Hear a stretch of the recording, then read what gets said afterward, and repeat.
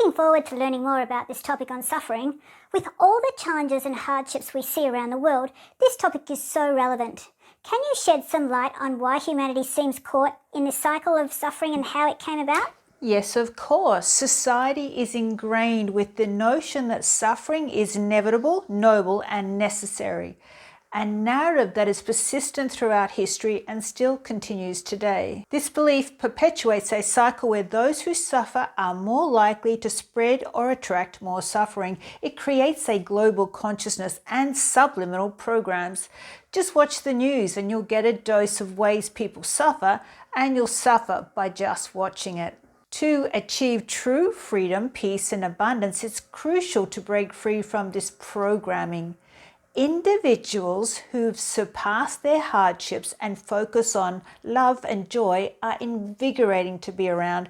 They radiate positivity and healing and change the consciousness of the planet to mere joy, peace, and abundance. It's the law of attraction all over again, or the law of consequence. Spiritual channelers often convey that our true essence and our purpose on earth is not inherently tied to suffering. They emphasize that while the human experience invariably involves challenges and pain, your soul doesn't incarnate with the primary intent of suffering for the most part. Instead, you are here to learn, grow, experience, love, and remember your true nature. Yet due to a myriad of reasons, including societal conditioning, past traumas, and individual karmic lessons, many individuals end up choosing paths or adopting beliefs that perpetuates suffering. It's a paradox that while we're not destined to suffer, our free will and the complexity of the human life can lead us towards it. Your relationships influence your consciousness, which impacts your daily interactions and decisions. Neglecting to distance yourself from toxic environments and people, etc., can result in shutting down emotions, ultimately adopting a role of continual disconnection and hidden suffering. This suffering then, through the law of attraction, passes on to someone else, and the cycle continues. Your parents or primary caregivers play a pivotal role in shaping your life's perspective. Children emulate the struggles and sacrifices of their parents, internalizing them as noble or selfless deeds at a conscious and unconscious level. Consequently, they learn to suppress their needs and desires as they know no other way. The media often glorifies sacrificial narratives. Stories of individuals who've endured immense pain and suffering to achieve a greater good are celebrated. This not only instills a skewed sense of heroism, but also perpetuates the belief that one's value stems from sacrifice and hardship. Such portrayal can be especially influential regarding decisions like joining the military, where the narrative of noble sacrifice is dominant.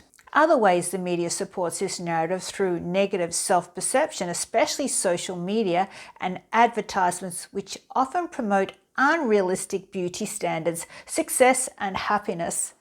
This can make individuals feel inadequate, leading them to seek harmful ways to fit these idolized images. The adage, "If it bleeds, it leads," speaks to the media's tendency to prioritize sensational and negative news. Constant exposure to such news can lead to feelings of despair, helplessness, and fear. Societal norms can often push individuals to conform to behaviors, roles, or lifestyles that might not resonate with their true selves. The pressure to fit in can lead to suppressed desires and unhappiness. With the rise of social media, it's easier than ever to compare one's life to others. This can lead to feelings of inadequacy and pursuing goals that might not genuinely align with an individual's values or desires. Mother Teresa, revered for her nobility, believed in the virtue of suffering, arguing it brought one closer to God and would withhold medications from those who did suffer. Her teachings, while profound, led some followers towards a life centered around suffering. Some people might believe that they're destined to suffer for the greater good or the well-being of their loved ones. This belief can lead to unnecessary sacrifices, neglect of personal needs, and a subconscious belief that one should suffer. Stemming from cultural, religious, or personal reasons, some individuals might see value in suffering, believing it purifies, strengthens, or brings them closer to a higher power, which can be true, but at some point, joy, freedom, and happiness must be the overriding objective of life. Numerous individuals unknowingly support institutions or systems that perpetuate widespread suffering, whether physical, emotional, spiritual, or financial.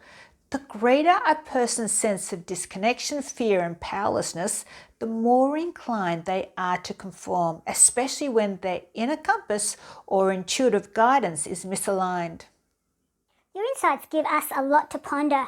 Do you think religion, especially imagery like the crucified Christ, has an impact on our perceptions and experiences of suffering? Yes, I do. My devotion to Jesus' teaching led me towards a life characterized by selflessness, struggle, hardship, and suffering. I unknowingly embraced a life filled with various hardships and suffering. I was programmed and coded through religious rituals and the abuse I endured as a child. Now, I'm not saying that we shouldn't be loving and kind humans. It's the depiction of Christ crucified on the cross that represents martyrdom as the ultimate sacrifice one should make to enter heaven. The goal is for humanity to reach a state of unconditional love, which is called Christ consciousness, but choosing torture and suffering for oneself lowers consciousness and only creates more of the same low vibrational experiences. Crucifixion implants are unseen suffering energetic implants rooted in religious and spiritual rituals. They instill a deep-seated belief that one's suffering is noble and beneficial to humanity. Such a belief becomes so deeply entrenched that it becomes inconspicuous, leading many to staunchly defend their self-sacrificing positions and accept their own and the global suffering as normal. The act of making the sign of the cross, combined with the powerful imagery of the crucifix, can potentially activate imprints of martyrdom, crucifixion, and suffering within one's energy field. As previously mentioned, these imprints are woven into the fabric of our planetary consciousness, creating deep-rooted perceptions that can influence an individual's psyche. When you consider a crucifix portraying Christ in pain or any other representation of suffering, it impacts your psyche and emotional state. The statues and images act as conduits, channeling and amplifying energy. When these visuals depict a suffering individual, it subtly resonates with your energy field, potentially altering emotional state to experience or attract the same. The act of making the sign of the cross, combined with powerful imagery of the crucifix, can potentially activate imprints of martyrdom, crucifixion, and suffering within one's energy field. As previously mentioned, these imprints are woven into the fabric of our planetary consciousness, creating deep-rooted perceptions that can influence an individual's psyche. When you consider a crucifix portraying Christ in pain or any other representation of suffering, it impacts your psyche and emotional state. The statues and images act as conduits, channeling and amplifying energy. When these visuals depict a suffering individual, it subtly resonates with your energy field, potentially altering emotional state to experience or attract the same. Religious practices like the act of communion carry deep symbolism. While on the surface it represents unity with Christ, a deeper analysis reveals that it could also be a subconscious act of ingesting pain and suffering. If we truly aspire to be like Christ and Christ's narrative is rooted in sacrifice and pain, then such rituals may reinforce the belief that to be divine or enlightened, one must undergo immense suffering. The impact of the Bible has ingrained the image of Christ's suffering as a pinnacle of nobility in our collective consciousness. When this imagery is elevated, it can subtly suggest to society that one's value and worth are measured by their ability to bear pain for the greater good. Performing the sign of the cross, especially over spiritually significant areas like the forehead and heart, can have deeper implications than mere rituals. The third eye is known to be the seat of spiritual insight, and the heart the center of life force and emotions. These are powerful zones. So imprinting these areas with symbols of suffering may unintentionally or intentionally hamper their true potential.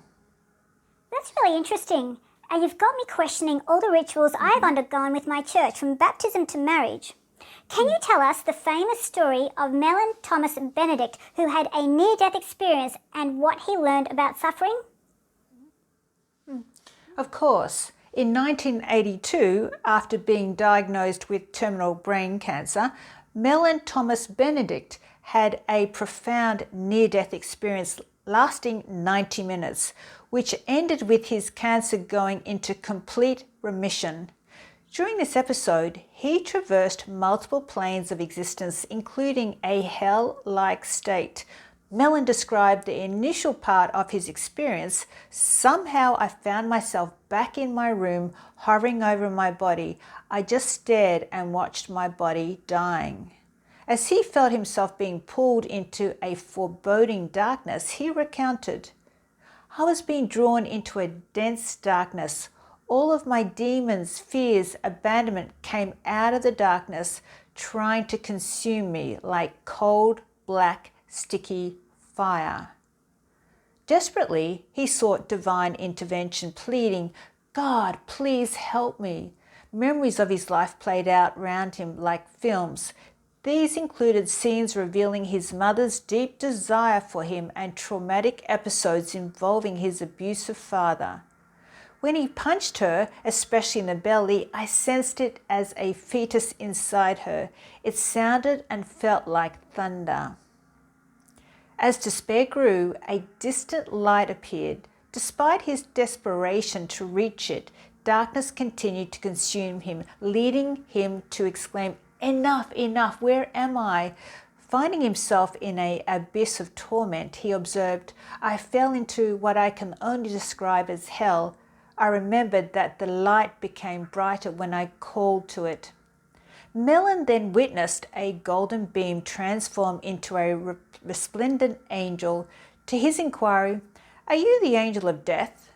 It responded, "There is no death. There is only eternal life." When Melon asked who the being was, the angel replied, "I am your guardian angel, your higher self, your oversoul. I have been with you all of your life." The angel offered insight into his torment, declaring, "No soul was ever created to suffer." When Melon questioned his suffering, the angel clarified, "Ignorance and fear, fear of survival." Desperate to escape, Melon inquired, "Can I leave this place? I don't want to be here anymore." The angel's counsel was concise.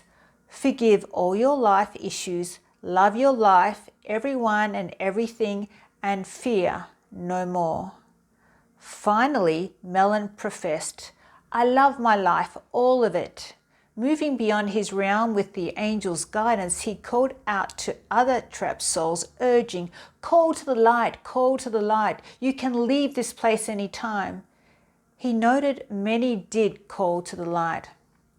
Progressing through a tunnel of brilliant lights, Melon was overcome with curiosity and paused, reflecting, "What is going on here?" The angel informed him, "This is your life and rebirth, and you are totally interactive." Eventually, he faced a light of incomprehensible brightness and asked, "Are you God?" It's fascinating how many near-death experiences provide insights into our earthly purpose. Speaking of profound stories, Viktor Frankl's experience during World War II offer a profound lesson on suffering and choices, don't they? Certainly, he's certainly an inspiring figure in history. Viktor Frankl was an Austrian neurologist, psychiatrist, Holocaust survivor, and the author of the renowned book Man's Search for Meaning. Frankel's story and teachings provide a powerful perspective on suffering, choice, and the pursuit of meaning. During World War II, Viktor Frankl was imprisoned in Nazi concentration camps, enduring unimaginable hardships. Throughout these brutal experiences, he made a profound observation. Even in the hardest circumstances, people have the power to choose their responses.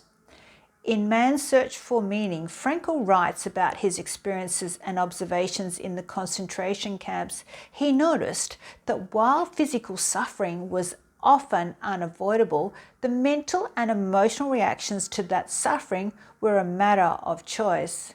He saw fellow inmates who, despite their suffering, gave away their last piece of bread or offered words of comfort to others.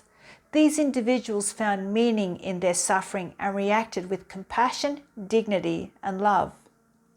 Frankl writes, "Everything can be taken from a man but one thing, the last of the human freedoms, to choose one's attitude in any given set of circumstances, to choose one's own way." He believed that even in the face of immense suffering, individuals could find meaning and purpose, and through that meaning, they could endure and even rise above their circumstances. After the war, Frankl developed logotherapy, a form of psychotherapy that focuses on the human need for meaning. He emphasized that life's primary drive isn't pleasure, as some had suggested, but the pursuit of what we find meaningful. So if you're wondering if you are prone to sacrificing or programmed to sacrifice, which through the law of attraction generates more suffering, check the following list.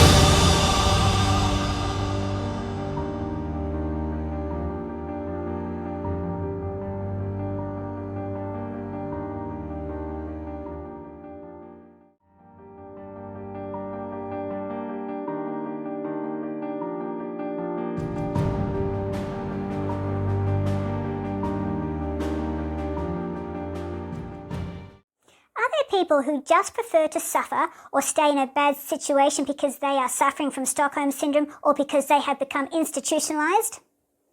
Yes, there are. Paul Geidel was one of them, Paul Geidel Jr. In 1911, at the age of 17, Paul Geidel Jr. was convicted of murder. He was sentenced to 20 years to life in prison, but over the decades, Geidel became eligible for parole several times, but consistently declined the opportunity. Finally, in 1980, at the age of 86, he was granted parole and decided to accept it, making him the longest-serving prisoner in the United States to be released. However, his long reluctance to leave prison is telling.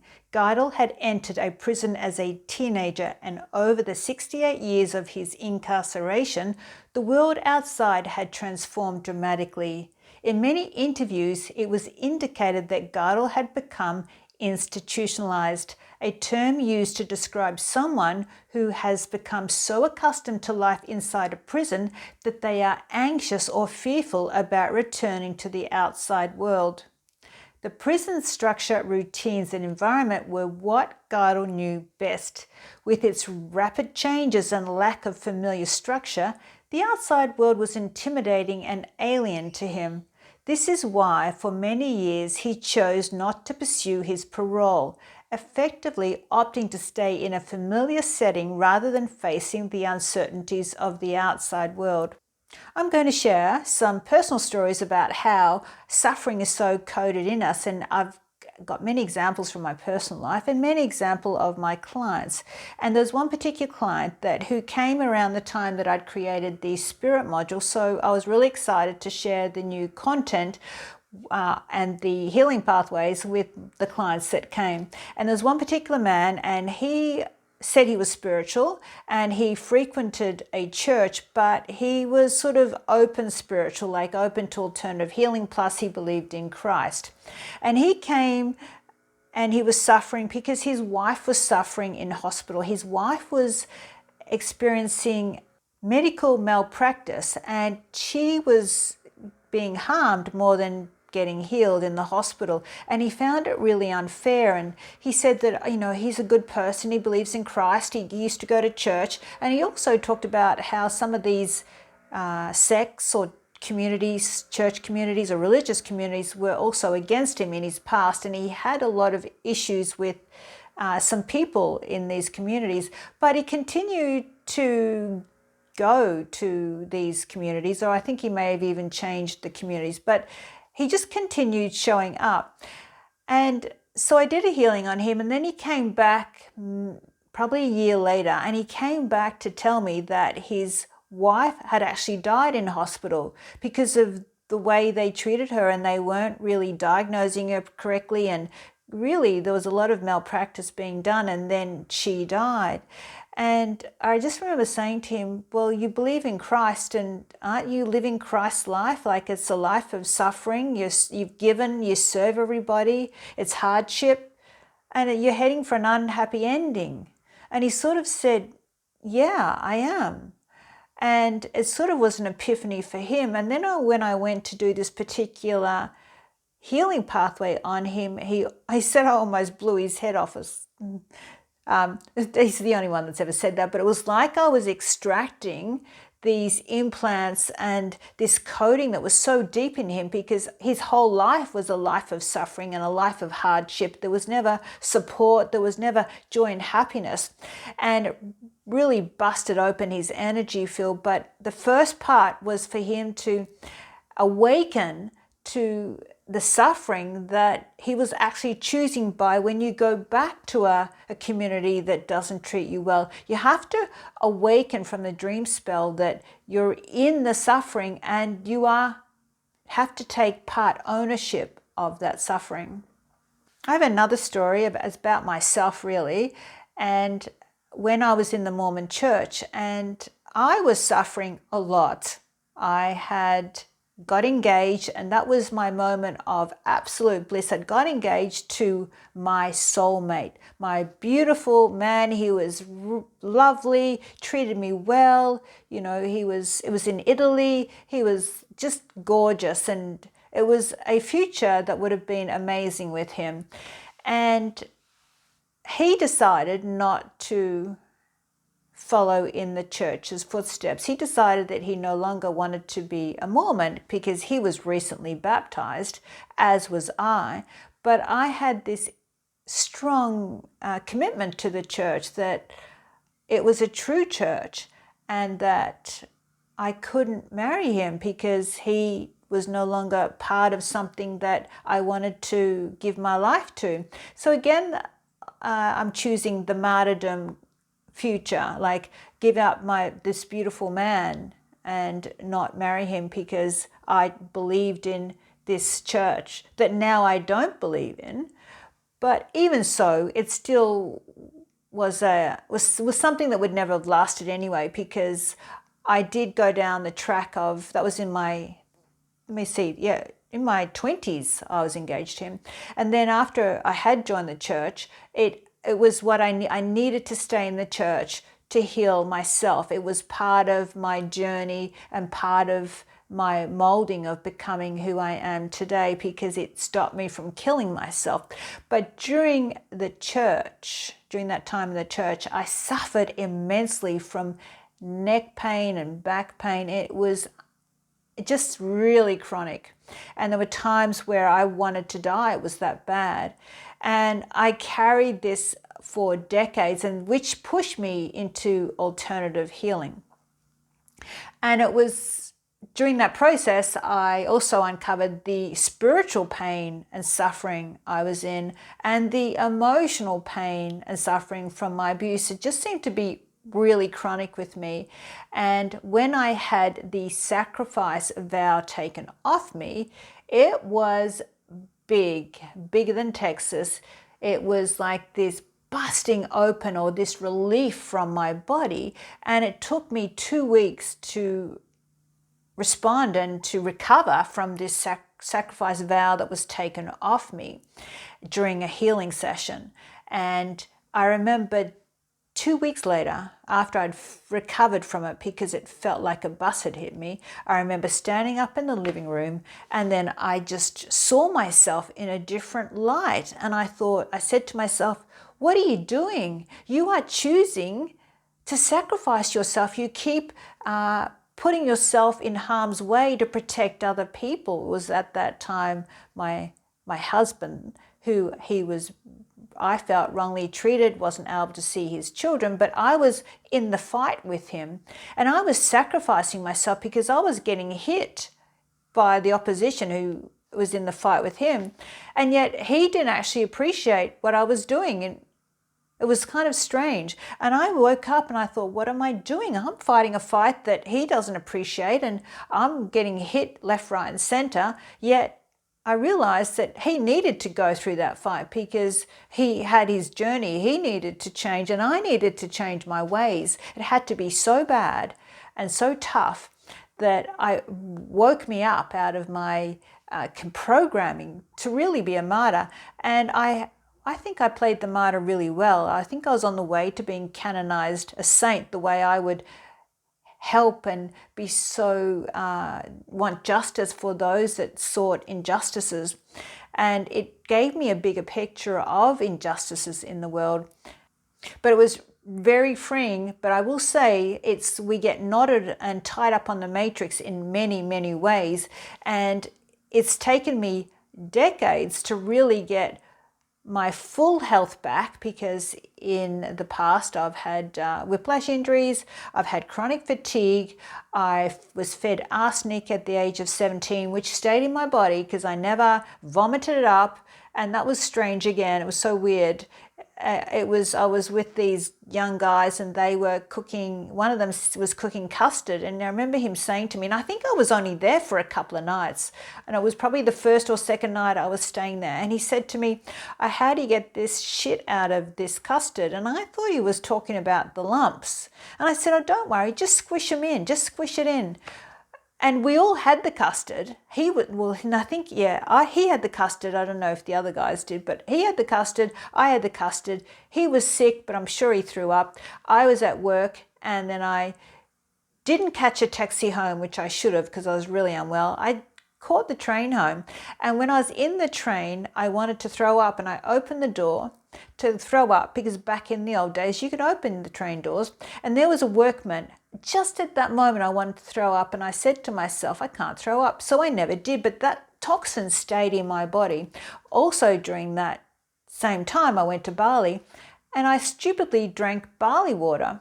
So that also was inside my body. And then I've got all the scoliosis and the whiplash injuries and the beatings from my father. So my body was in a very bad way, and at a very young age it had accumulated a lot of toxins, let alone that I smoked and I ate bad food. Like, the whole thing was just a disaster happening, and I was really on my way to killing myself. I wasn't good to myself, and I kind of wanted, I think secretly, that I wished I was dead and I didn't treat my body well. So all those choices that I made really set me up for a suffering life in physically, let alone the spiritual and the emotional side.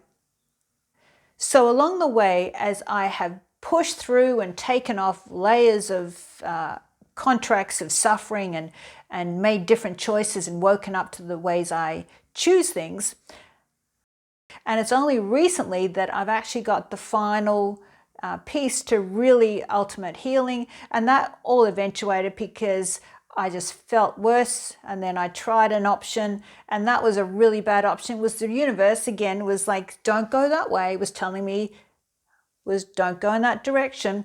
And that's when I opened up, and that's where I saw a video of one doctor talking about this particular, it was called bile salts, and he had suffered from neck pain and tightness around the neck. And although it won't be listed on bile salts that you can buy that it helps with a tight neck, but he had it and he listed it, and it may be the only video on the planet where a doctor will actually say that. I saw it and I just knew in my heart that that was my final way to get what I was missing is these salts that weren't in my body, and it also helps absorption of minerals. So I took them, and it was just the piece de resistance that really gave me the great energy that I finally was after. But all of those things that I tried all served a purpose. It made me work harder at everything so that I don't live an average life. It's not like I just put up with it, because when you're in a lot of pain, you make a choice to say, I'm going to improve.